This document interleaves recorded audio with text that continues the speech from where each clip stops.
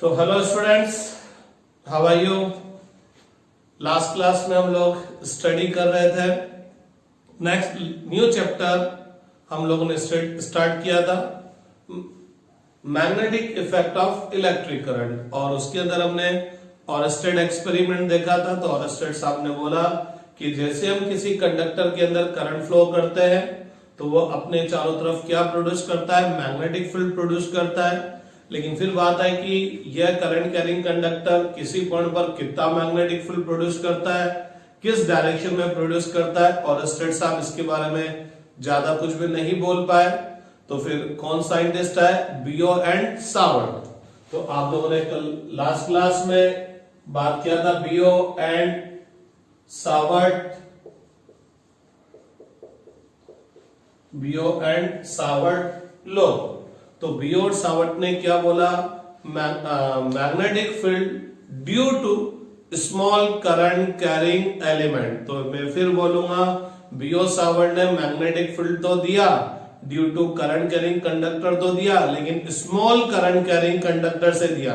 बोले तो पूरे बड़े सारे कंडक्टर से उन्होंने मैग्नेटिक फील्ड के बारे में नहीं बोला, उन्होंने केवल किसके बारे में बोला, magnetic field due to small current carrying element. तो आपने बोला था कि भाई लेट अस सपोज ये एक कंडक्टर है और इसके अंदर ये आई एम्पीयर का करंट फ्लो रहा है। तो अपन इसके इस बड़े सारे कंडक्टर में से एक बहुत छोटा सा स्मॉल एलिमेंट लिया। एज यू नो, इस स्मॉल एलिमेंट ए बी की जो ये लेंथ है dl, ये जो लेंथ dl है इस टेंड्स टू 0। तो एक्चुअल में ये ए बी बहुत छोटा बहुत छोटा बहुत छोटा है, लेकिन आपको ये एलिमेंट दिखे इस वजह से मैंने इसको इतना बड़ा बना रखा है। एक्चुअल में जो स्मॉल एलिमेंट है ये बहुत बहुत स्मॉल है, ठीक है। तो अगर आपको इस स्मॉल करंट कैरिंग एलिमेंट की वजह से किसी पॉइंट पी पर, जिसके इस एलिमेंट से डिस्टेंस कितनी है r है, पर मैग्नेटिक फील्ड फाइंड आउट करना है, तो बियो सावर्ट ने बोला, क्या बोला कि magnetic field due to small current carrying element at any point is directly proportional to the amount of current flowing through the small element. तो इस स्मॉल एलिमेंट की वजह से किसी भी पॉइंट पर जो मैग्नेटिक फील्ड आएगा इस स्मॉल एलिमेंट में जो करंट फ्लो रही है उसके डायरेक्टली प्रोपोर्शनल आएगा। साथ ही साथ उसने बोला कि ये जो मैग्नेटिक फील्ड आएगा इस स्मॉल एलिमेंट की जो लेंथ है उसके डायरेक्टली प्रोपोर्शनल होगा। फिर उन्होंने एक और बात बोली, क्या बोली थी भैया, कि ये जो magnetic field due to this small current carrying element है वो is directly proportional to the sine theta. तो in sine theta, theta is the angle between direction of current in small current carrying element and the line joining the element with the point P, and you can say theta is the angle between direction of current in small element, और इस element को P से जो line join करेंगे OP, इनके बीच का angle. इसी चीज को आप लोगों ने एक और तरीके से बोला था, अगर मैं इस dl को वेक्टर लूं तो इस dl को जो मैं वेक्टर लूंगा तो dl का जो डायरेक्शन आएगा, इस लेंथ को अगर मैं वेक्टर क्वांटिटी के फॉर्म में लूंगा तो इस dl वेक्टर का जो डायरेक्शन आएगा वो किधर की तरफ आएगा, करंट के डायरेक्शन में आएगा। और O से मैं P की तरफ एक वेक्टर ड्रॉ कर दूं तो this vector is known as position vector of P with respect to O।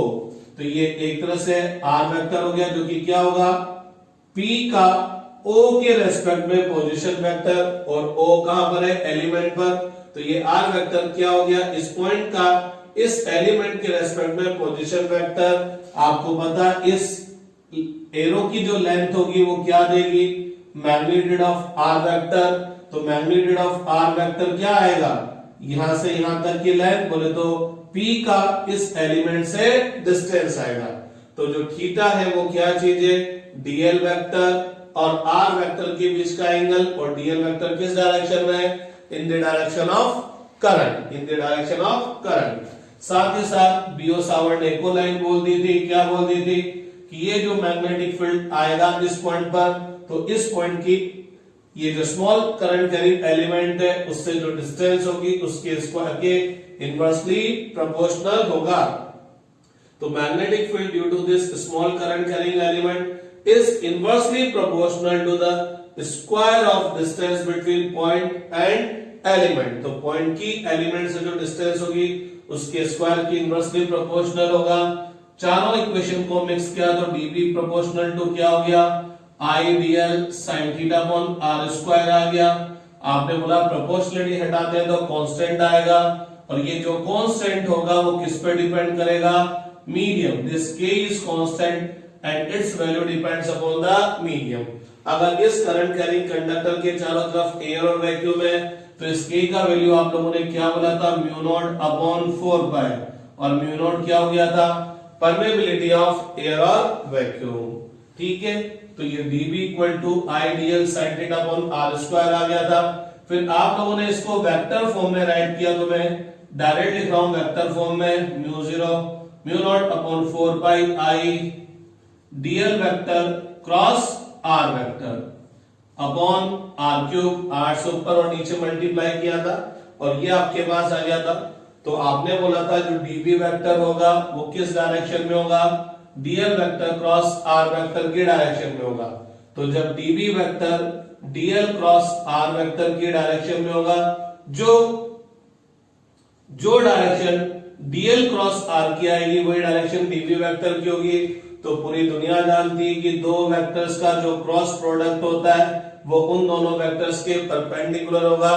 तो dl क्रॉस r वेक्टर जो होगा, dl क्रॉस r वेक्टर होगा वो r के भी परपेंडिकुलर होगा और dl के भी परपेंडिकुलर होगा।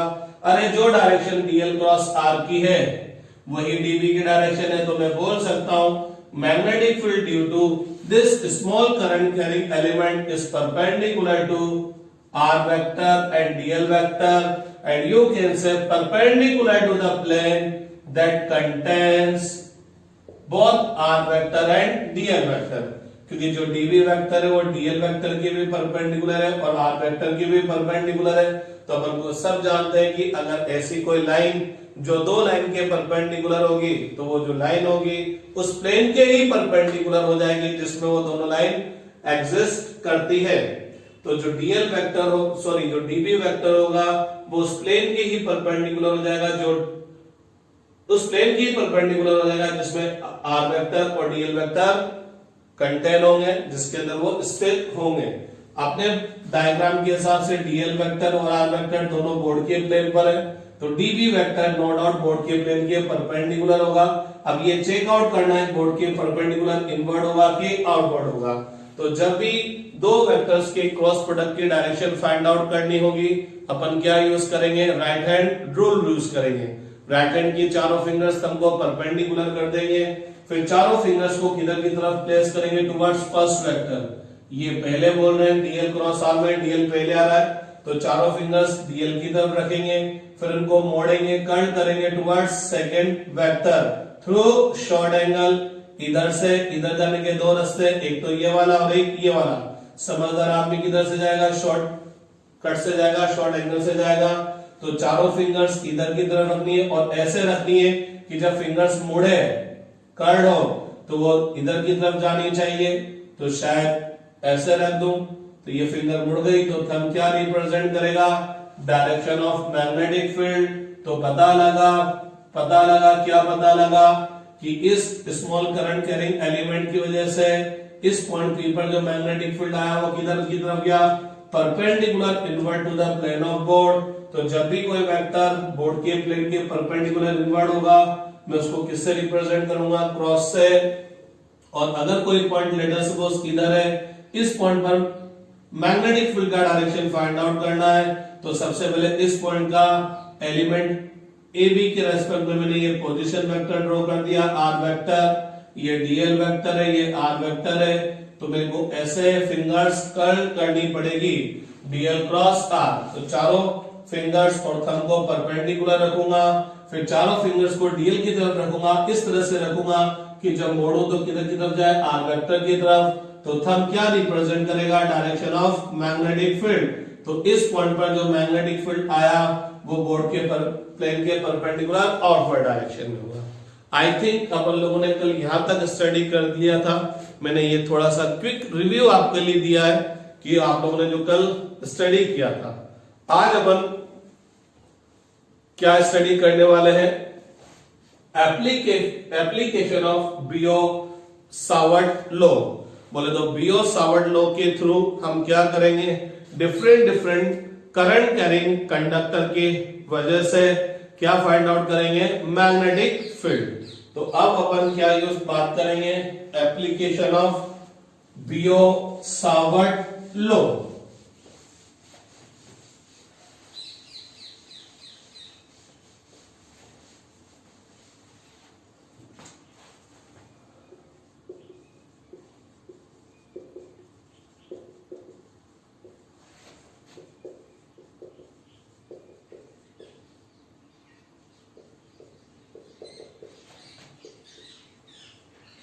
Application of Biot Savart law. तो बियो-सावर्ट लॉ तो बेसिकली आपको मैग्नेटिक फील्ड देता है due to small current carrying element conductor. लेकिन अगर आपको एक बड़े सारे कंडक्टर की वजह से मैग्नेटिक फील्ड फाइंड आउट करना है, तो जैसे लेट अस सपोज आपको इस पूरे सारे करंट कैरिंग कंडक्टर की वजह से इस पॉइंट पर मैग्नेटिक फील्ड फाइंड आउट करना है। बियो-सावर्ट तो इस पूरे करंट कैरिंग कंडक्टर की वजह से मैग्नेटिक फील्ड नहीं देगा। बियो-सावर्ट तो किसकी वजह से देगा? Small current carrying element. तो अपन को अगर इस पूरे बड़े सारे कंडक्टर की वजह से, करंट कैरिंग कंडक्टर की वजह से इस पर मैग्नेटिक फील्ड फाइंड आउट करना है, तो मैं क्या करूंगा? इस पूरे करंट कैरिंग कंडक्टर को डिवाइड कर दूंगा into number of small current carrying element. मैं बोलूंगा ये करंट कैरिंग कंडक्टर क्या है? बहुत सारे स्मॉल करंट कैरिंग एलिमेंट से मिलकर बना है। तो मैं छोटे छोटे स्मॉल करंट कैरिंग एलिमेंट लेता जाऊंगा। ईच करंट कैरिंग एलिमेंट से P पर मैग्नेटिक फील्ड फाइंड आउट कर लूंगा both in magnitude and direction. तो मैं हर स्मॉल करंट कैरिंग एलिमेंट से P पर मैग्नेटिक फील्ड फाइंड आउट कर लूंगा और फिर पूरे कंडक्टर की वजह से मेरे को P पर मैग्नेटिक फील्ड फाइंड आउट करना है, तो मैं उनका सबका क्या कर दूंगा? सम। मैं हर स्मॉल करंट कैरिंग एलिमेंट की वजह से P पर मैग्नेटिक फील्ड देख लूंगा और इस पूरे की वजह से मैग्नेटिक फील्ड फाइंड आउट करना है।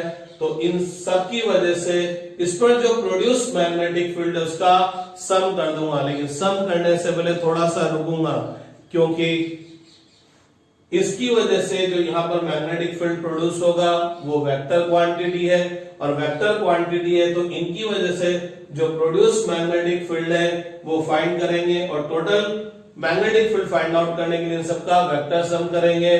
तो वेक्टर सम करने के लिए आपको इनके मैग्नीट्यूड के साथ साथ क्या देखनी पड़ेगी? डायरेक्शन देखनी पड़ेगी। मींस आप सिंपल ऐड नहीं कर सकते, क्योंकि मैग्नेटिक फील्ड क्या है? वेक्टर क्वांटिटी है। तो अपन सारे स्मॉल करंट कैरिंग एलिमेंट की वजह से इस पर जो मैग्नेटिक फील्ड फाइंड आउट कर लेंगे, फिर पूरे की वजह से फाइंड आउट करने के लिए उन सबका वेक्टर सम करेंगे। सिंपल सम नहीं करेंगे, वेक्टर सम करेंगे। देखेंगे कि इनकी वजह से इस पर मैग्नेटिक फील्ड की डायरेक्शन सेम है कि अलग अलग है। सेम होगी तो सिंपल ऐड कर देंगे, और अलग अलग होगी तो फिर ऐड करने के लिए कौन सा मेथड यूज करेंगे? रिजोल्यूशन मेथड यूज करेंगे। तो यही प्रोसेस में हर डेरिवेशन के अंदर करने वाला हूं, हर उस डेरिवेशन के अंदर करने वाला हूं जिसमें अपन क्या करेंगे? बियो-सावर्ट लॉ के थ्रू क्या करेंगे? मैग्नेटिक फील्ड फाइंड आउट करेंगे due to current carrying conductor. तो इसमें सबसे पहले अपन जो स्टडी करते हैं वो बात करते हैं magnetic field due to magnetic field at a point due to straight current carrying conductor. तो सबसे पहले अपन क्या फाइंड आउट करेंगे? मैग्नेटिक फील्ड फाइंड आउट करेंगे। किसकी वजह से? स्ट्रेट करंट कैरिंग कंडक्टर की वजह से। और क्या अप्लाई करेंगे अपन? By applying Biot Savart law. तो थोड़ा सा समझिएगा, देखिए ये एक स्ट्रेट कंडक्टर है XY, बिल्कुल सीधा का सीधा एक कंडक्टर है XY, जिसमें क्या हो रहा है, I एम्पियर का करंट फ्लो हो रहा है फ्रॉम X टू Y। तो ये स्ट्रेट करंट कैरिंग कंडक्टर है XY, जिसमें I एम्पियर का करंट फ्लो हो रहा है। मेरे को क्या करना है, इस करंट कैरिंग कंडक्टर की वजह से किसी पॉइंट P पर क्या फाइंड आउट करना है भैया, मैग्नेटिक फील्ड फाइंड आउट करना है। किसी पॉइंट P पर क्या फाइंड आउट करना है, मैग्नेटिक फील्ड फाइंड आउट करना है। तो सबसे पहले मैं क्या करता हूं, इस P से इस वायर पर, इस कंडक्टर पर एक परपेंडिकुलर ड्रॉप कर देता हूं। तो मैंने इस पर एक परपेंडिकुलर ड्रॉप कर दिया, परपेंडिकुलर का फुट पॉइंट आया O, और let us suppose distance between P and this straight current carrying conductor is A। बोले तो P का इस स्ट्रेट करंट कैरिंग कंडक्टर से जो ये परपेंडिकुलर डिस्टेंस है, ये कितना है, A है। मेरे को क्या करना है, इस स्ट्रेट करंट कैरिंग कंडक्टर की वजह से इस P पर क्या फाइंड आउट करना है, मैग्नेटिक फील्ड। लेकिन भैया लोगों, मेरे पास जो नॉलेज है वो तो केवल किसकी नॉलेज है, बियो सावर्ट की नॉलेज है। बियो सावर्ट मैग्नेटिक फील्ड तो देगा, लेकिन इस पूरे बड़े सारे कंडक्टर की वजह से नहीं देगा। वो किसकी वजह से देगा, small current carrying element conductor की वजह से देगा। तो मेरे को इस पॉइंट पर इस कंडक्टर की वजह से, इस स्ट्रेट करंट कैरिंग कंडक्टर की वजह से मैग्नेटिक फील्ड फाइंड आउट करना है। तो मैं क्या करूंगा, इस स्ट्रेट करंट कैरिंग कंडक्टर को स्मॉल करंट कैरिंग एलिमेंट में डिवाइड कर लूंगा। ईच करंट कैरिंग एलिमेंट से P पर मैग्नेटिक फील्ड फाइंड आउट कर लूंगा, फिर सबका वेक्टर सम कर दूंगा। तो such a element AB is shown in diagram. तो मैंने कहा कि एक स्मॉल करंट कैरिंग एलिमेंट ले लूंगा, सबसे मैग्नेटिक फील्ड फाइंड आउट कर लूंगा P पर। तो एक small current carrying element AB मैंने यहां पर शो कर दिया है। एक्चुअल में ये AB as you know is very small.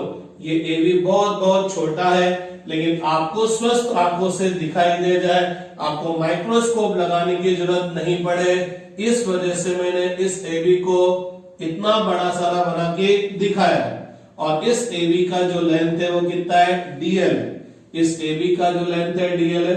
तो DL वेक्टर का जो डायरेक्शन जाएगा वो किधर की तरफ जाएगा, करंट की डायरेक्शन में जाएगा। किधर की तरफ जाएगा, करंट की डायरेक्शन में जाएगा। तो करंट X से Y की तरफ है, तो DL वेक्टर भी X से Y की तरफ हो गया। तो let this point P is at a distance R from this line element AB। तो जो पॉइंट P है वो इस current carrying element line element से कितने डिस्टेंस पर है, R डिस्टेंस पर। अब आप एक चीज देखिएगा, let the angle between AP and OP is 5 AP और OP के बीच का एंगल कितना है, 5। आप थोड़ा सा गौर फरमाइएगा, ये एलिमेंट AB यहां से स्टार्ट हुआ, यहां पर गया। तो जैसे जैसे अपन इस एलिमेंट में ऊपर वाले पॉइंट को P से ज्वाइन करेंगे, जैसे जैसे अपन इस एलिमेंट AB के किसी पॉइंट को P से ज्वाइन करेंगे, तो यह जो लाइन होगी ये इस लाइन OP से क्या करेगी, ज्यादा एंगल फॉर्म करेगी। और जब अपन B पर पहुंच जाएंगे, इस एलिमेंट के फाइनल पॉइंट पर पहुंच जाएंगे, तो ये जो लाइन BP है, ये जो लाइन BP है वो इस OP से कितना एंगल फॉर्म करेगी, ये। इसका मतलब क्या हुआ, जब इस एलिमेंट AB में मैं A से B पर गया, जब इस एलिमेंट में AB में मैं A से B पर गया, तो इस एलिमेंट को जो P से जो लाइन ज्वाइन कर रही है वो इस OP से, OP बोले तो perpendicular on conductor from point P। तो ये जो लाइन एलिमेंट को P से जो लाइन ज्वाइन कर रही है, इस परपेंडिकुलर लाइन से जो ये एंगल फॉर्म कर रही है, ये एंगल क्या होता जा रहा है, कंटिन्यूअसली इंक्रीज होता जा रहा है। और जब ये B से इस P को आपने जो लाइन ज्वाइन करी वो ये एंगल फॉर्म किया, इसका मतलब इस पर्टिकुलर इस AB ने इस पर्टिकुलर ए बी ने पी पर जो एक्स्ट्रा एंगल फॉर्म किया वो कौन सा किया, इस पूरे एंगल में से मैं क्या कर दूंगा, ये एंगल सब्ट्रैक्ट कर दूंगा तो ये रिमेनिंग एंगल रह जाएगा। तो इस रिमेनिंग एंगल को मैंने क्या बोल दिया, डी फाई। इस रिमेनिंग एंगल को मैंने क्या बोल दिया, डी फाई। मींस ये एलिमेंट ए बी एक तरह से मैं बोल सकता हूं पी पर जो एंगल फॉर्म कर रहा है वो कितना एंगल फॉर्म कर रहा है, डी फाई। और इस एलिमेंट ए बी की जो लाइन एपी है वो इस परपेंडिकुलर लाइन ओपी से कितना एंगल फॉर्म कर रही है, फाई फॉर्म कर रही है। अब एक और चीज देखना, ये डीएल वेक्टर का डायरेक्शन और ये line joining the element and point P, let this angle is theta, let this angle is theta. थोड़ा सा गौर फरमाइएगा, ये एलिमेंट ए बी, ये एलिमेंट ए बी बहुत छोटा है, यहां पर भी मैंने बहुत बड़ा बना के दिखा रखा है। तो अगर आप थोड़ा सा गौर फरमाएंगे तो जब इस ए बी को मैंने छोटा सा था, इसको बहुत बड़ा बना के दिखा रखा है, तो ये डिस्टेंस भी बहुत बड़ी हो जाएगी। बोले तो एक तरह से पॉइंट बी बहुत ज्यादा हो जाएगा, दूर पर हो जाएगा। अरे इस एलिमेंट ए बी जो बिल्कुल इतने भी कहीं गुना छोटा है, तो जब मैं इसको इतना बड़ा बना के दिखा रहा हूं तो ये डिस्टेंस भी मेरे को बहुत बड़ी दिखाई देगी। तो गौर फरमाना, पॉइंट पी बहुत ज्यादा डिस्टेंस पर है और पॉइंट पी बहुत ज्यादा डिस्टेंस पर है, तो इस एलिमेंट एपी के किसी भी पॉइंट को आप पी से ज्वाइन करेंगे, इस एलिमेंट ए बी के किसी भी पॉइंट को आप पी से ज्वाइन करेंगे तो पता लगेगा ये सारी लाइंस आपको क्या दिखाई देगी, पैरेलल। और ये सारी लाइन पैरेलल दिखाई देगी। तो अगर ये एंगल थीटा है तो ये भी थीटा, ये भी थीटा, ये भी थीटा। अरे कैसे हुआ देखना फिर।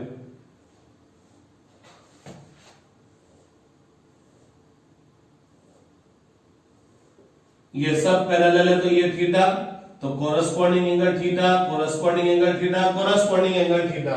तो आप इस एलिमेंट ए बी के किसी भी पॉइंट को पी से ज्वाइन करेंगे तो डीएल वेक्टर और आर वेक्टर के बीच में एंगल कितना हो जाएगा, theta. Let this angle is alpha, ये जो एंगल है वो कितना है, अल्फा है। तो ये थीटा है और ये अल्फा है, तो थीटा प्लस अल्फा कितना हो गया भैया, 180। इसका मतलब थीटा इक्वल टू कितना हो गया, 180 माइनस अल्फा हो गया। ठीक है, अब गौर फरमाइएगा, magnetic field at point P due to this element AB from the Biot Savart law क्या होगा भैया लोगों, dB equal to mu 0/4 pi I dl sine theta upon R square, यही होता है। और थीटा क्या चीज है, angle between DL vector and R vector. और पता लगा थीटा और ये अल्फा दोनों मिलके, देखना वापस, ये डायग्राम में छोटा दिखाई दे रहा है, ये बी है, ये आर वेक्टर, ये थीटा है और ये वाला एंगल कितना है, अल्फा। तो थीटा प्लस अल्फा दोनों मिलके 180, तो theta equal to 180 minus alpha. तो dB इक्वल टू क्या हो जाएगा, mu naught upon 4 pi I dl sine theta, theta की वैल्यू क्या है, 180 minus alpha upon R square.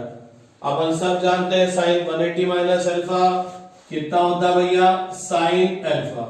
तो mu naught upon 4 pi I dl sine alpha upon R square. ठीक है, अब अपन क्या करते हैं, अब अपन क्या करते हैं, इस पॉइंट ए से, इस पॉइंट ए से ये जो लाइन बीपी है इस पर एक परपेंडिकुलर ड्रॉप कर देते हैं। इस पॉइंट ए से मैंने क्या करा, इस लाइन बीपी पर एक परपेंडिकुलर ड्रॉप किया और परपेंडिकुलर का फुट पॉइंट आया एल, तो ये एंगल 90 डिग्री है। तो अगर अपन बात करते हैं right angle triangle A L B, A L B, ये राइट एंगल ट्राइंगल दिख रहा है, 90 के अपोजिट साइड क्या होगी, हाइपोटेनियस, एंगल के अपोजिट साइड क्या होगी, परपेंडिकुलर। तो sine alpha, sine of alpha बोले तो फॉर एंगल अल्फा क्या फाइंड आउट करना है, ratio of perpendicular to the hypotenuse 90 के अपोजिट साइड परपेंडिकुलर, अल्फा के लिए 90 के अपोजिट साइड हाइपोटेन्यूज, अल्फा के लिए परपेंडिकुलर क्या हो गया AL, रिमेनिंग थर्ड साइड क्या हो जाएगी बेस, साइन अल्फा क्या होगा साइन ऑफ अल्फा, बोले तो एंगल अल्फा के लिए क्या फाइंड आउट करना है, परपेंडिकुलर अपॉन हाइपोटेन्यूज, अल्फा के लिए परपेंडिकुलर क्या हो गया AL और हाइपोटेन्यूज क्या हो गया, अल्फा के लिए परपेंडिकुलर हो गया AL और 90 के अपोजिट साइड हाइपोटेन्यूज AB, तो ये AB हो गया, तो AL इक्वल टू क्या हो गया भैया AB साइन अल्फा, इसको इक्वेशन नंबर फर्स्ट बोल देते हैं, इसको इक्वेशन नंबर सेकंड बोल देते हैं, ठीक है कि नहीं, बात क्लियर। अब एक चीज देखिएगा, अगर मैं क्या करूं, इस P को सेंटर ले लूं, इस P को सेंटर ले लूं और इस P को सेंटर लेते हुए R रेडियस का एक सर्कल इमेजिन करूं, taking P as a centre, imagine a circle of radius small r, तो अगर आपने P को सेंटर लेते हुए एक स्मॉल r रेडियस का सर्कल इमेजिन किया है, तो पता लगा ये AL उस सर्कल पे क्या आ गया R का आ गया, ये सर्कल है, इस सर्कल पर ये क्या आ जाएगा R का आ जाएगा और R का आ जाएगा, तो पता लगा ये आर्क इस सेंटर P पे कितना एंगल सबटेंड कर रहा है d5, तो बचपन में पढ़ा था angle equal to arc upon radius, तो बचपन में पढ़ा था angle equal to d5 equal to arc, arc कितना है AL और रेडियस कितनी है R, तो d5 इक्वल टू कितना हो गया भैया AL अपॉन R, तो यहां से मैं बोल सकता हूं AL इक्वल टू कितना हो गया R d5, AL equal to कितना हो गया R d5, थोड़ा सा आप गौर फरमाइए AB, ये AL equal to AB sine alpha है और यही AL इक्वल टू कितना है R d5, तो अपन बोल सकते हैं R d5 इक्वल टू, अरे ये भी AL है ये भी AL है, R d5 इक्वल टू कितना हो गया AB साइन अल्फा, इन दोनों को इक्वल कर दिया और AB क्या बला है, AB क्या बला है यहां से यहां तक की लेंथ, बोले तो DL, तो आप लोग परमिशन दे तो इस AB को क्या लिख दो DL, तो DL साइन अल्फा किसके इक्वल आ गया R d5, तो मैं इस जगह में DL साइन अल्फा की जगह क्या लिख दो R d5, therefore DB equal to μ0 upon 4 pi R, μ0 upon 4 pi I और DL साइन अल्फा की जगह क्या लिख दो R d5, तो ये DL साइन अल्फा की जगह मैंने R d5 राइट डाउन कर दिया अपॉन R स्क्वायर, एक R से R क्या हो जाएगा कैंसिल, DB इक्वल टू कितना हो जाएगा μ0 upon 4 pi I d5 upon R। फिर थोड़ा सा एक चीज देखिएगा, in right angle triangle POA, right angle triangle दिखा POA, तो in right angle triangle POA cos phi equal to क्या होगा बेस अपॉन हाइपोटेनियस, 90 के अपोजिट साइड हाइपोटेनियस, एंगल के opposite side perpendicular, remaining third side is base, तो cos phi किसके equal होगा OP upon AP, OP क्या बना है R, सॉरी OP क्या बना है A और AP क्या बना है R, तो भैया लोगों R इक्वल टू क्या हो गया A अपॉन cos phi, तो जब मैं R की वैल्यू यहां सब्स्टिट्यूट करूंगा A अपॉन cos phi, तो cos phi पलटा मार के ऊपर, तो dB इक्वल टू कितना हो गया μ0 upon 4 pi I cos phi पलटा मार के ऊपर cos phi d5 upon A, जब R की वैल्यू आप यहाँ A अपॉन cos phi लिखेंगे तो cos phi तो ऊपर चला गया और A नीचे ले जाएगा, तो ये क्या हुआ, इस स्मॉल करंट कैरिंग एलिमेंट की वजह से पी पर मैग्नेटिक फील्ड। बहुत सारे बच्चों के इतनी देर से बाउंसर जा रहे होंगे कि सर कर क्या रहे हैं, ये क्यों फफूंद पाल रहे हैं। यहां पर भी तो मेरे को स्मॉल करंट कैरिंग एलिमेंट की वजह से यहां पर मैग्नेटिक फील्ड आ रहा था, तो ये भी डीबी है, ये भी डीबी है, तो सर ने इतनी सारी रामायण क्यों गाई। तो अब मैं समझाता हूं मैंने इतनी सारी रामायण क्यों गाई, क्योंकि मेरे को क्या करना था, इस करंट कैरिंग कंडक्टर की वजह से, स्ट्रेट करंट कैरिंग कंडक्टर की वजह से पी पर मैग्नेटिक फील्ड फाइंड आउट करना था। तो मैं क्या करता, इस स्मॉल करंट कैरिंग कंडक्टर पे, इस स्ट्रेट करंट कैरिंग कंडक्टर पर स्मॉल करंट कैरिंग एलिमेंट लेता। अब स्मॉल करंट कैरिंग एलिमेंट लेता, हर करंट कैरिंग एलिमेंट से पी पर मैग्नेटिक फील्ड फाइंड आउट करता। कैसे फाइंड आउट करता, dB equal to mu naught upon 4 pi I D L sine theta upon R square. तो हर एक करंट कैरिंग एलिमेंट से मैं पी पर मैग्नेटिक फील्ड फाइंड आउट करता, और इस पूरे स्ट्रेट करंट कैरिंग कंडक्टर की वजह से पी पर मैग्नेटिक फील्ड फाइंड आउट करने के लिए इन सबको ऐड करता। ऐड करने के लिए क्या यूज करूंगा, इंटीग्रेशन। तो अगर मैं बोलता कि इस पूरे करंट कैरिंग कंडक्टर की वजह से पी पर जो मैग्नेटिक फील्ड आएगा वो हर स्मॉल करंट कैरिंग एलिमेंट की वजह से उस पर जो मैग्नेटिक फील्ड आया उसका क्या आएगा, एडिशन। और एडिशन करने के लिए क्या यूज करेंगे, इंटीग्रेशन। तो यहां क्या था, mu naught upon 4 pi ideal sine theta upon R square. तो जब मैं इसका इंटीग्रेशन करने बैठता तो मेरी हालत खराब हो जाती। क्यों हालत खराब हो जाती, क्योंकि अलग अलग करंट कैरिंग एलिमेंट के लिए थीटा और आर दोनों की वैल्यू अलग अलग है। अब समझना, इस एलिमेंट के लिए थीटा क्या होगा, ये डीएल वेक्टर का डायरेक्शन, ये आर वेक्टर का डायरेक्शन। तो इसके लिए ये थीटा होगा, इसके लिए थीटा क्या होगा, ये डीएल का डायरेक्शन, ये आर का डायरेक्शन, ये थीटा होगा, ये डीएल का डायरेक्शन, ये आर का डायरेक्शन, ये थीटा होगा। मींस डिफरेंट करंट एलिमेंट के लिए थीटा डिफरेंट होगा। और ये तो अंधे को ही दिख रहा है कि इस पॉइंट की इस एलिमेंट से जो डिस्टेंस है ये होगी, इस एलिमेंट की इससे डिस्टेंस ये होगी, इस एलिमेंट की इससे डिस्टेंस ये होगी, इस एलिमेंट की इससे डिस्टेंस ये होगी। तो बोले तो अलग अलग करंट कैरिंग एलिमेंट की पी से डिस्टेंस भी क्या होगी, अलग अलग होगी। तो थीटा और आर दोनों वेरिएबल हो जाएंगे। बोले तो थीटा अलग अलग एलिमेंट के लिए आर और थीटा दोनों अलग अलग है। तो यहाँ तो दो वेरिएबल हो गए, और दो वेरिएबल हो गए तो या तो मैं आर को थीटा के फॉर्म में लाऊं या थीटा को आर के फॉर्म में लाऊं।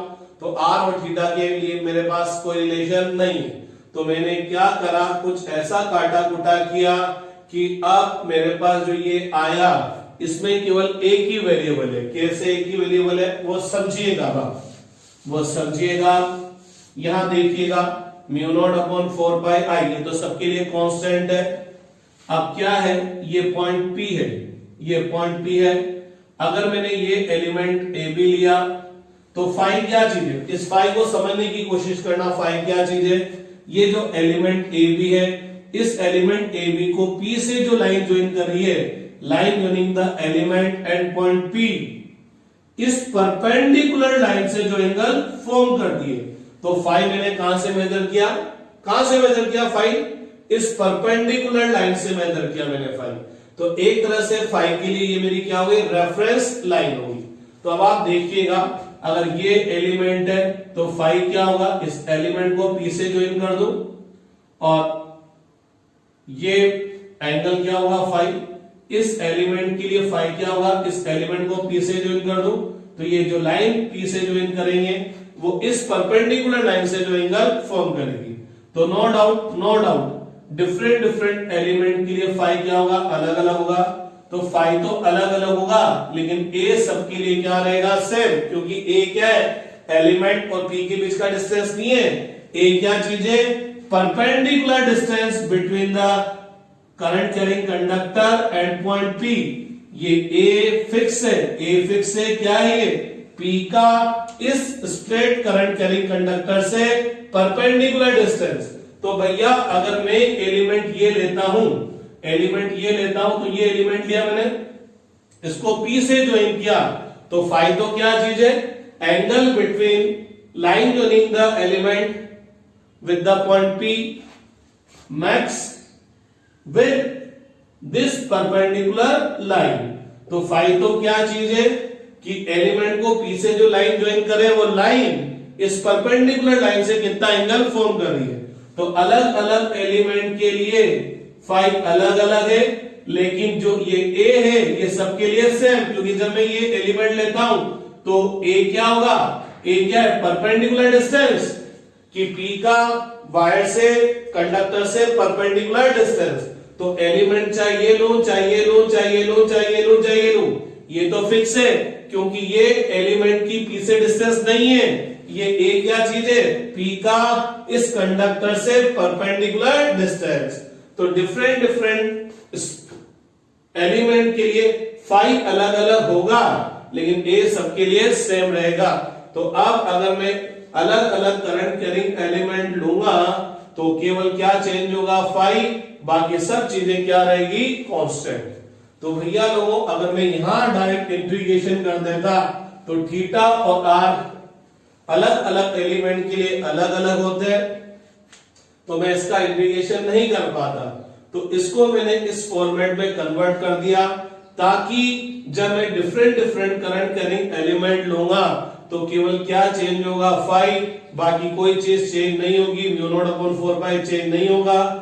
इसके अंदर सबके अंदर करंट सेम है, एलिमेंट चाहिए लो, परपेंडिकुलर डिस्टेंस सेम रहेगी, क्योंकि A क्या है, P का स्ट्रेट करंट कैरिंग कंडक्टर से परपेंडिकुलर डिस्टेंस। तो केवल फाई चेंज होगा, तो मैं इसका इंटीग्रेशन इजी वे में कर पाऊंगा। तो वापस अब समझते हैं कि मैंने करा क्या था। तो मैंने ये स्मॉल करंट कैरिंग एलिमेंट लिया AB, मैंने कहा इस स्मॉल करंट कैरिंग एलिमेंट में ये जो डीएल वेक्टर है और जो इस एलिमेंट को P से जो लाइन ज्वाइन कर रही है, इन दोनों के बीच का एंगल कितना है, थीटा है।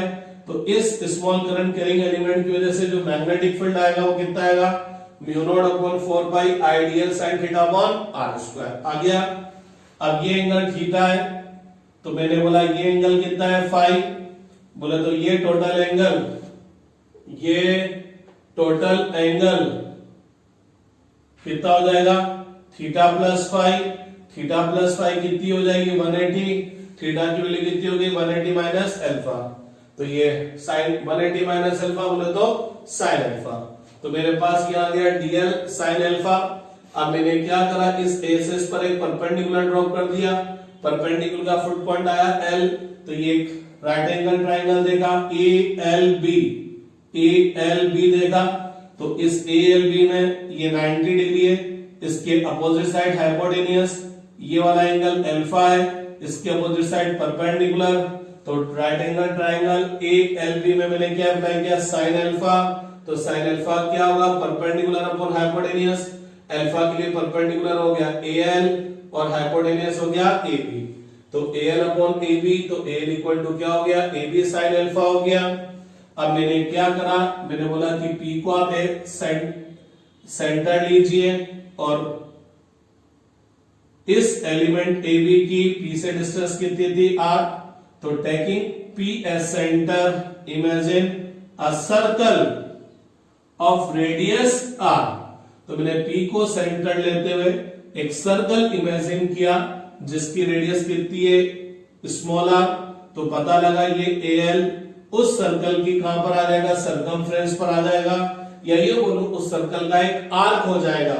और ये आर्क सेंटर P पर कितना एंगल फॉर्म कर रहा है, d5 फॉर्म कर रहा है। तो अपन जानते हैं कि अगर आर्क सेंटर पर d5 एंगल फॉर्म करेगा तो बचपन से पढ़ा था एंगल इक्वल टू क्या होगा, आर्क अपॉन रेडियस। तो AL इक्वल टू कितना हो गया, r/d5, ये भी AL है, ये भी AL है, इन दोनों को इक्वल कर दिया। तो r/d5 इक्वल टू कितना हो गया, dl sin r/d5 equal to कितना हो गया, AB sin अल्फा। और AB क्या बना है, dl। AB क्या बना है, dl, length of small current carrying element. तो इस AB की जगह dl लिख दो, तो तो इस डीएल साइन अल्फा को, ये रहा डीएल साइन अल्फा, इस पूरे डीएल साइन अल्फा की जगह मैंने यहां पर क्या सब्स्टिट्यूट कर दिया, आर डी फाइव, आर से आर खत्म। अभी भी अगर आप थोड़ा सा देखेंगे तो अलग अलग एलिमेंट के लिए फाई अलग अलग होगा और आर भी अलग अलग होगा। अगेन अलग अलग एलिमेंट लूंगा तो अलग अलग एलिमेंट की पी से जो डिस्टेंस होगी वो क्या होगी, अलग अलग होगी। फाई तो अलग अलग होगा, सही, आर भी अलग अलग होगा। तो अभी मेरा मकसद पूरा नहीं हुआ क्योंकि अभी भी दो वेरिएबल है, फाई और आर। तो मैंने क्या करा, ये राइट एंगल ट्रायंगल देखा, P O A cos phi equal to base upon hypotenuse, और इस आर को किसके फॉर्म में लेकर आ गया, फाई के फॉर्म में, ए अपॉन कोस फाई, ए अपॉन कोस फाई लिखेंगे तो कोस फाई उल्टा मार के ऊपर आ गया। ठीक है, ये तो केवल क्या हुआ, इस स्मॉल करंट कैरिंग एलिमेंट की वजह से पी पर जो मैग्नेटिक फील्ड आया उसका मैग्नीट्यूड हुआ। अभी डायरेक्शन नहीं आई, तो डायरेक्शन की बात कर लें तो ये डीएल वेक्टर है, ये आर वेक्टर है, तो इसकी वजह से यहां पर जो मैग्नेटिक फील्ड आएगा वो किधर की तरफ आएगा, अंदर की तरफ आएगा। किधर की तरफ आएगा, अंदर की तरफ आएगा। तो मैं क्या करूंगा, इसी तरह से और बहुत सारे small small current carrying element लेता जाऊंगा, एक्स से लेकर वाई तक मैं और बहुत सारे छोटे छोटे स्मॉल करंट कैरिंग एलिमेंट लेता जाऊंगा। ईच करंट कैरिंग एलिमेंट से पी पर मैग्नेटिक फील्ड फाइंड आउट कर लूंगा।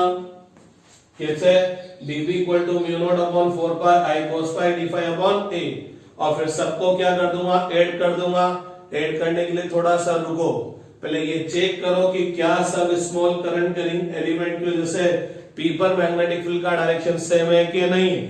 सेम होगा तो सीधा सीधा ऐड कर देंगे, क्योंकि बचपन में पढ़ा था A vector plus B vector plus C vector plus D vector. अगर A vector B vector C vector सबके डायरेक्शन सेम हो तो इसका जो मैग्नीट्यूड आएगा वो इन सबके मैग्नीट्यूड के सम के इक्वल होगा। बोले तो जब डायरेक्शन सेम होती है तो रिजल्टेंट का मैग्नीट्यूड फाइंड आउट करने के लिए सबको सिंपल सिंपल ऐड कर दो। तो देखते हैं डायरेक्शन, इसके अंदर ये डीएल वेक्टर ये है, ये आर वेक्टर ये है, तो मैग्नेटिक फील्ड का डायरेक्शन बताओ। चारों फिंगर्स को डीएल की तरफ किया, क्रॉस किया, आर की तरफ, तो किधर आया, अंदर। इसकी वजह से बात करें तो चारों फिंगर्स को डीएल की तरफ किया, कट किया आर की तरफ, तो अंदर। इसकी वजह से बात करें तो चारों फिंगर्स को डीएल की तरफ करेंगे, फिर कर्ल करेंगे आर की तरफ, तो अंदर। तो पता लगा आप कोई सा भी करंट कैरिंग एलिमेंट देख लीजिए, सबकी वजह से इस पी पर जो मैग्नेटिक फील्ड आ रहा है वो एक ही डायरेक्शन में आ रहा है, बोर्ड के परपेंडिकुलर इनवर्ट डायरेक्शन में। तो इस पी पर जो नेट मैग्नेटिक फील्ड आएगा वो इन सब की वजह से जो मैग्नेटिक फील्ड प्रोड्यूस होगा उसके मैग्नीट्यूड का सिंपल सम। बोले तो इन सब के वजह से यहां पर जो मैग्नेटिक फील्ड आएगा उनको सीधा सीधा ऐड कर देंगे, और ऐड करने के लिए क्या यूज करेंगे, इंट्रीगेशन। तो अब बात करते हैं net magnetic field at point P due to this straight current carrying conductor XY। तो क्या होगा, नेट मैग्नेटिक फील्ड क्या होगा, हर एलिमेंट की वजह से जो मैग्नेटिक फील्ड आया है उसका ओपन सबको ऐड कर देंगे। ऐड करने के लिए क्या यूज करेंगे, इंट्रीगेशन। तो ये हो जाएगा mu naught upon 4 pi I dl cos phi, murder कर दिया मैंने, I cos phi D phi upon a. गौर फरमाइएगा इंट्रीगेशन किसके रेस्पेक्ट में कर रहे हैं, फाई के रेस्पेक्ट में कर रहे हैं। तो अब ये देखेंगे कि फाई की वैल्यू कहां से कहां तक बदल रही है। फाई क्या है, किसी भी एलिमेंट को पी से जो लाइन ज्वाइन करेंगे वो लाइन इस परपेंडिकुलर लाइन ओपी से जो एंगल फॉर्म करेगी। आपने देखा मैंने इस एलिमेंट ए बी को पी से ज्वाइन किया, तो ये जो लाइन एपी है इस परपेंडिकुलर लाइन ओपी से जो एंगल फॉर्म करेगी वो क्या होगा, फाई। कहने का मतलब फाई के हिसाब से मेरी ये परपेंडिकुलर लाइन रेफरेंस लाइन होगी। तो अगर मैं बिल्कुल नीचे करंट कैरिंग एलिमेंट लूंगा, उसको पी से ज्वाइन करूंगा, उसको P से ज्वाइन करूंगा तो इस एलिमेंट को P से ज्वाइन करने वाली ये लाइन XP इस परपेंडिकुलर लाइन से जो एंगल फॉर्म करेगी, तो लेट अस सपोज ये एंगल कितना है φ1। तो अगर मैं एलिमेंट बिल्कुल नीचे नीचे लूं तो फाई की वैल्यू कहां से स्टार्ट होगी, φ1 से, फिर ऊपर जाऊंगा तो ये एंगल आएगा और ऊपर जाऊंगा और बिल्कुल यहां पर पहुंच जाऊंगा, तो अब की बात इस एलिमेंट को P से जो लाइन ज्वाइन करिए इस परपेंडिकुलर लाइन से कितना एंगल फॉर्म करिए φ2।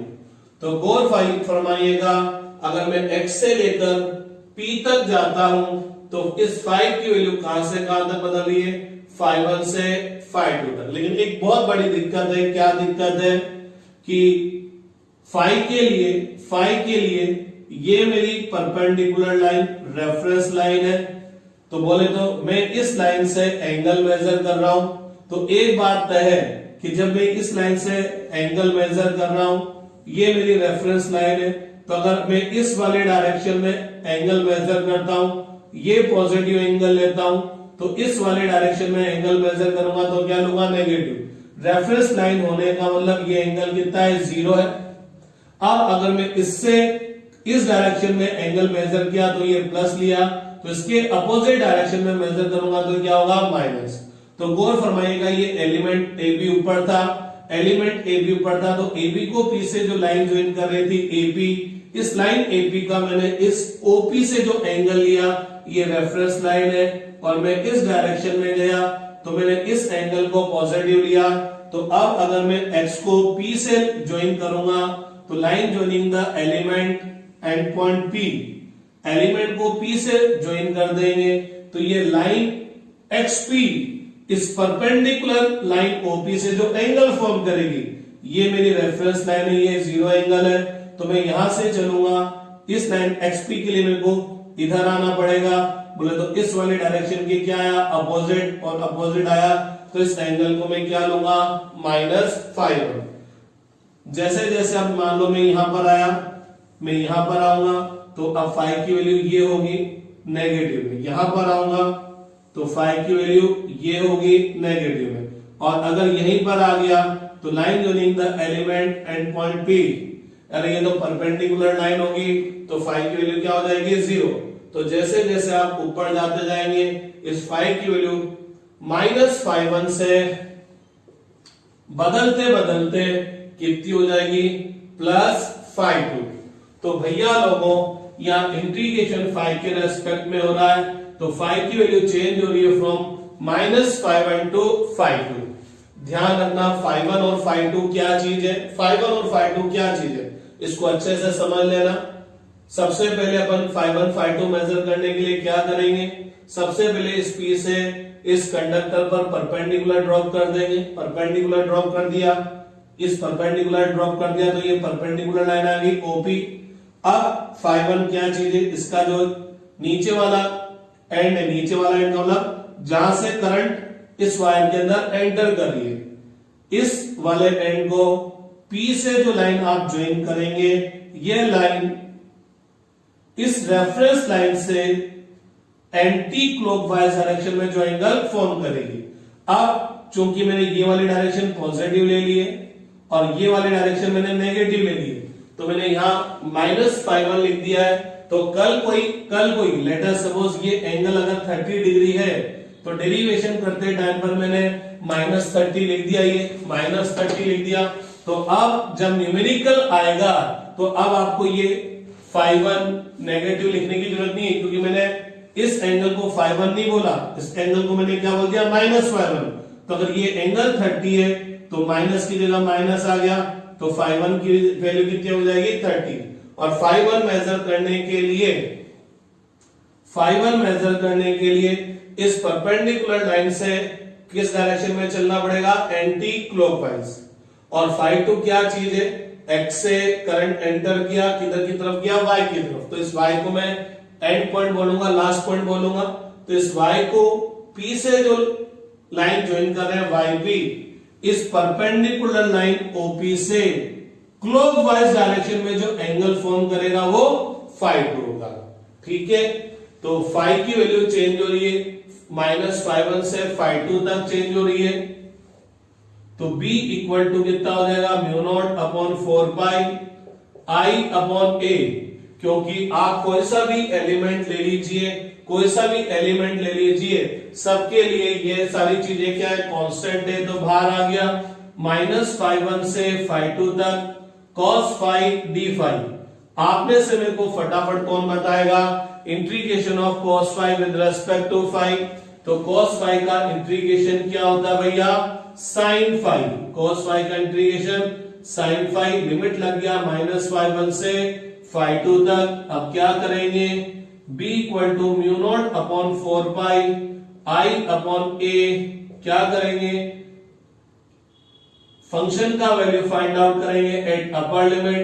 तो इसकी वैल्यू अपर लिमिट पर फाइंड आउट करने के लिए फाई की जगह क्या लिख देंगे, φ2 minus value of function at lower limit. Lower limit पर फाइंड आउट करने के लिए फाई की जगह क्या लिख देंगे, -φ1। तो b इक्वल टू कितना हो गया, μ0/4π I/a। साइन माइनस थीटा बचपन में पढ़ा था, माइनस साइन थीटा होता है, तो sine minus phi minus sine phi होगा, तो माइनस माइनस प्लस हो जाएगा, तो साइन φ1, और ये तो पॉजिटिव है ही सही, साइन φ2। तो ये क्या हो गया, इस स्ट्रेट करंट कैरिंग कंडक्टर की वजह से इस पी पर क्या आ गया, मैग्नेटिक फील्ड आ गया। मैं फिर थोड़ा सा आपको समझा दूं, φ1 और φ2 क्या चीज है, या फाई क्या चीज है। फाई क्या चीज है, इस कंडक्टर के किसी भी एलिमेंट को, इस कंडक्टर के किसी भी एलिमेंट को P से ज्वाइन करेंगे वो लाइन, इस एलिमेंट को P से ज्वाइन करने वाली लाइन इस परपेंडिकुलर लाइन से कितना एंगल फॉर्म करेगी। मींस फाई अगर आपको मेजर करना है तो उसके लिए ये मेरी रेफरेंस लाइन हो गई, तो ये मेरी 0 डिग्री वाली लाइन हो गई। अब इस लाइन का मेरे को इससे एंगल बताना है, तो यहां से मेरे को घूमना पड़ेगा, और अगर मैं ये घुमा तो इस एंगल को मैंने क्या बोला, फाई। अगर मैं इस डायरेक्शन में घूमने पर एंगल पॉजिटिव लेता हूं, तो इस वाले डायरेक्शन में घूमने पर एंगल नेगेटिव लूंगा।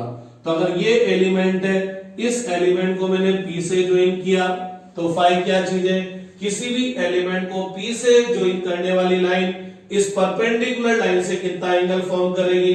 तो ये परपेंडिकुलर लाइन, यहां से एंगल मेजर करना है, फाई मेजर करने के लिए यहां से एंगल मेजर करना है, तो यहां से चलूंगा और इस वाली लाइन पर जाऊंगा तो ये एंगल फाई आएगा। लेकिन इस वाली डायरेक्शन में मैंने एंगल पॉजिटिव लिया है, तो इस वाली डायरेक्शन में एंगल नेगेटिव लूंगा। तो फाई की वैल्यू कहां से कहां तक जाएगी, अपन बिल्कुल नीचे नीचे एलिमेंट लेंगे, तो जब नीचे नीचे एलिमेंट लेंगे तो इस एलिमेंट को P से जो लाइन ज्वाइन करेगी, यह लाइन XP इस परपेंडिकुलर लाइन से जो एंगल फॉर्म करेगी, तो ये मेरा 0 है, यहां से मैंने इधर मेजर किया, तो लेट अस सपोज ये एंगल कितना आया, 5। और ऊपर ही ऊपर में क्या होगा, ये ज्वाइन करेंगे, ये लाइन ज्वाइन किया P से, तो ये लाइन YP इस परपेंडिकुलर लाइन से जो एंगल फॉर्म करेगी ये 5/2। नो डाउट ये मेरी रेफरेंस लाइन है, तो अगर मैंने एक डायरेक्शन को पॉजिटिव लिया है तो इसके अपोजिट डायरेक्शन को नेगेटिव लूंगा। तो 5 में एलिमेंट कहां से लेना स्टार्ट करूं,